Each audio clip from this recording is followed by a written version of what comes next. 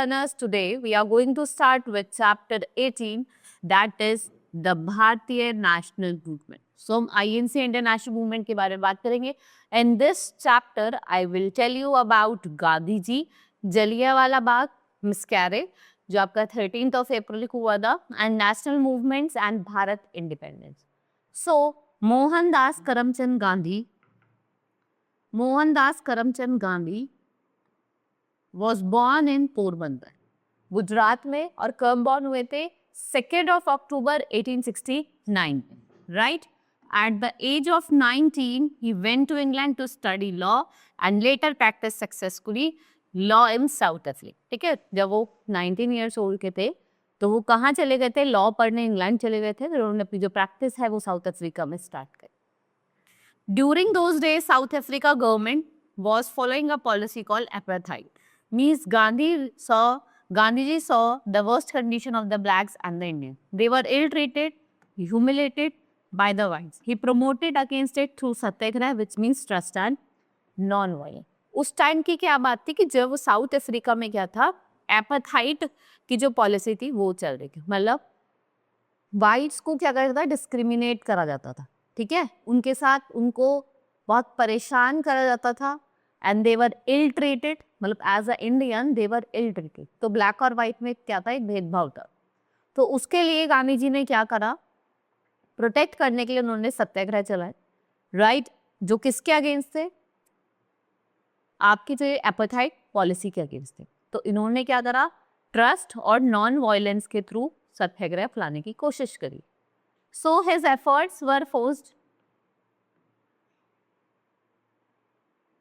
His efforts forced the South African government to agree on several important demands. After returning to Bharat in 1950, Gandhiji traveled to various parts of the country. And what he saw that the people, poor and social evils like caste system kept the society divided and backward. ठीक है, जब ये south Africa government इन्होंने क्या करा? इन्होंने efforts करे कि उन्होंने क्या करा? जो साउथ अफ्रीका की गवर्नमेंट थी उनको सेवरल इंपॉर्टेंट डिमांड्स को एग्री करो.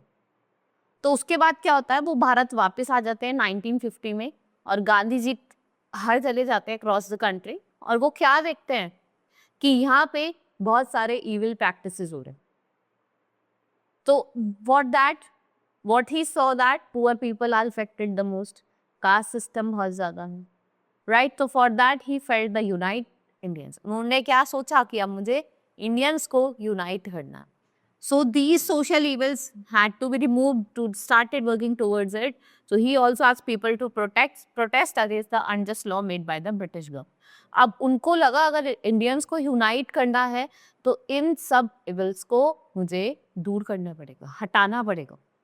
उन्होंने लोगों के साथ मिलके लोगों से बात भी करी और उन्होंने बोला कि हम प्रोटेस्ट करते हैं किसके अगेंस्ट? जो भी अनजस्ट लॉज किसने बनाए हुए हैं? ब्रिटिश गवर्नमेंट ने बनाए, right? So we have Lala Lajpat Rai, Bal Gangadhar Tilak, Bipin Chandra Pal. What are these? These are Lal Bal Pal, ये एक्सट्रीमिस्ट लीडर है. Now first come satyagraha. So 1990 में ब्रिटिश ने क्या करा? नया लॉ इम्पोज करा, दैट इज रॉलेट एक्ट. इसमें क्या था कि जो ब्रिटिश गवर्नमेंट है वो क्या कर सकती है? आपको अरेस्ट कर सकती है बिना किसी warrant, right? What British can do? They can arrest people without any trial, बिना किसी ट्रायल के. So Gandhi ji started the satyagraha movement against this unjust law and asked people to protest again. Peace marches and protests were held all over the country and protesters were often brutally beaten. So Gandhi ji ने कहा चलो इसके against हम क्या करते हैं? Protest start करते हैं. लेकिन प्रोटेस्ट लड़ाई झगड़े वाला नहीं करेंगे, शांति से करेंगे, पीसफुली करेंगे. पर क्या करा ब्रिटिश गवर्नमेंट ने? लोगों को पीटा. ठीक है, सबकी पिटाई कर दी. Under this guidance the whole country joined the satyagraha movement. इसके लिए क्या करा? इस मूवमेंट को पूरी कंट्री ने ज्वाइन करा. Next comes Jallianwala Bagh miscarriage. On 30th April 1919, about 10,000 Indians gathered at Jallianwala Bagh in Amritsar, a peaceful public meeting. General Dyer came and ordered his troops to open fire at the people. The soldiers locked the only exit from the park so that the people could not escape. They fired for 10 minutes and unarmed crowd. क्या होता है 13 अप्रैल को 1919 में बहुत सारे लोग जलियांवाला बाग में क्या होता है मेला टाइप लगता है, तो वहाँ पे मीटिंग हो रही थी, वहाँ पे मतलब पीसफुल मीटिंग चल रही थी, वहाँ पे लोग बहुत सारे इकट्ठा हुए और जनरल डायर ने क्या करा, वहाँ पे लोगों पे गोली चलवा दी, राइट। और वहाँ का एक ही गेट था, उसको बंद करवा दिया and thousands of people died over है। बहुत सारे लोग मर गए थे क्योंकि ओपन फायर करवा दिया था और एक ही गेट था जाने का, तो सब भाग नहीं पाए। So thousands were killed. The incident shocked the entire country. All Indian leaders strongly opposed, protested against this cruel act. और इस एक्ट के अगेंस्ट जलियांवाला बाग मस्करे में ही क्या हुआ था, इस एक्ट के अगेंस्ट ही लोगों ने प्रोटेस्ट करा था, क्योंकि जो रॉयल अटैक था उसमें यही कहा, बिना किसी ट्रायल के कर सकते हो, मार सकते हो या अरेस्ट कर सकते हो। फिर आता है non cooperation movement. Jallianwala Bagh मस्करे से शॉक होके गांधी जी ने क्या स्टार्ट करा, Gandhi ji started non cooperation movement. और कब स्टार्ट करी थी non cooperation movement? 1920। He asked people to obey the British law and not to cooperate with them. Gandhi ji क्या कहते हैं लोगों से कि इनके लॉज जो भी हैं उनको डिसओबे करो, उनके साथ कॉपरेट मत करो, right. Gandhi ji method was based on non-violence. Thus, all the protesters were carried out in a peaceful manner. In 1922, people participated in non-cooperation movement in Chaura Chauri in Uttar Pradesh, which become violent.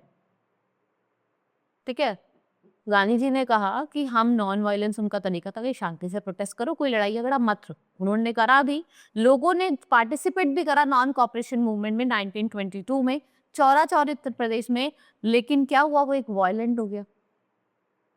उसमें क्या हुआ, जो police थाना था उसमें आग लगा दी, 22 police man वर die, ठीक है, 22 लोग मर गए थे इस पे। तो गांधी जी इस चीज को देख के बहुत परेशान हुए और उनकी मूवमेंट का फेलियर हुआ। And what he did, he called off this movement, उन्होंने वापस ले ली। And the important leader of this movement were कौन कौन थे? सरदार वल्लभ भाई पटेल, सरोजनी नायडू, चित्तरंजन दास, मौलाना आजाद, राजेंद्र प्रसाद, मोतीलाल नेहरू और जवाहरलाल नेहरू। ये सब कुछ इंपॉर्टेंट क्या थे उस टाइम के लीडर्स थे। फिर आ जाती है आपके semen commission.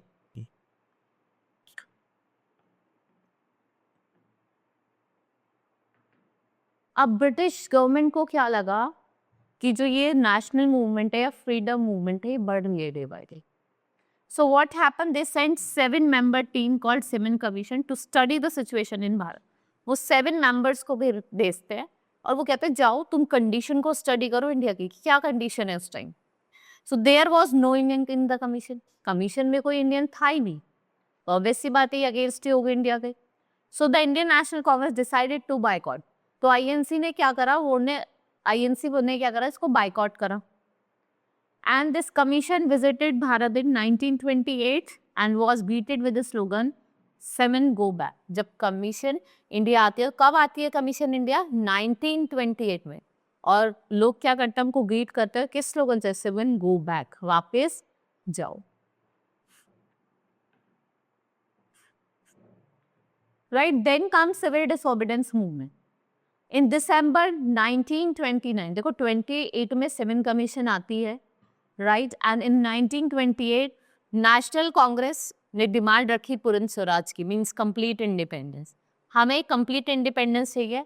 And the civil disobedience movement began under the leadership of Gandhi ji. Gandhi ji led the civil disobedience movement against the British in 1930. Gandhi ji started the movement by breaking the unjust salt law.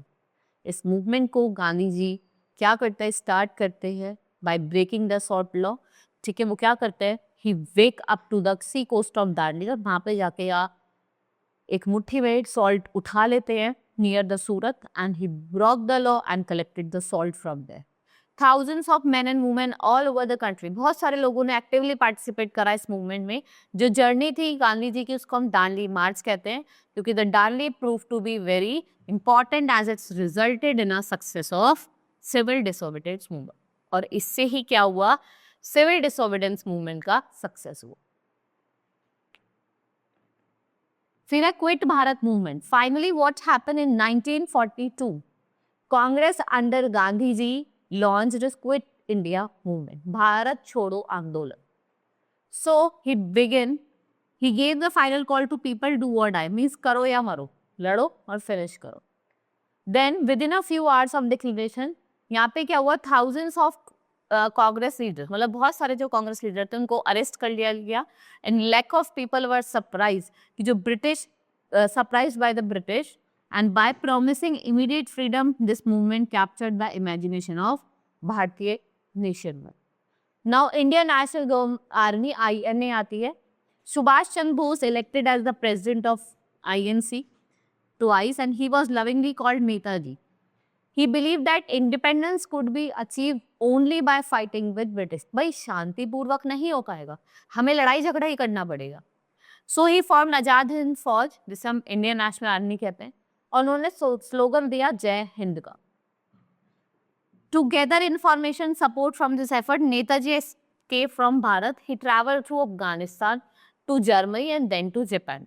Azad Hind Fauj fought the British forces bravely northeast में, and later in Burma, but the Azad Hind Fauj were forced to surrender to the British.